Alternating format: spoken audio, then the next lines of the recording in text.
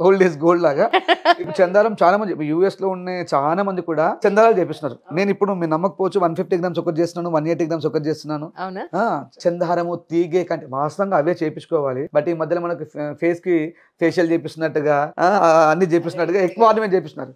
Natural గా ఉండాలంటే అప్పుడు అమ్మవారు ఎంత న్యాచురల్ గా ఉంటుంది చూడండి. అప్పుడు ఆర్నమెంట్స్ సావిత్రి గారు కానీ వీళ్ళు ఉన్నారు కదా, ఎంత అద్భుతంగా చిన్న నల్ల పూసలతో పెండెంట్ వేసుకున్నారు. అవును. ఈ మధ్య డబ్బులు పెరిగింది, మనకు ప్యాషన్ పెరిగింది, డిజైనర్స్ పెరిగారు కాబట్టి ఇలా డిజైన్స్ వచ్చాయి. అవును. బట్ ఈ డిజైన్స్ కన్నా కూడా అద్భుతంగా ఓల్డ్ ఆర్నమెంట్స్ అద్భుతంగా అనిపిస్తుంది. మీరు ఒకసారి ట్రై చేయండి. అవును. అవును. ట్రూ. లేదు షోరూమ్కి వెళ్తాను ఖచ్చితంగా. అక్కడ ఉన్న ఏమైనా ఉంటే వేసుకుని మరీ చూపిస్తాను మీకు, నో డౌట్. అండ్ ఇంకొకటి అండి, ఇప్పుడు finishing point of view especially diamond ఇప్పుడు మీరు తెప్పిస్తానంటున్నారు. అవును.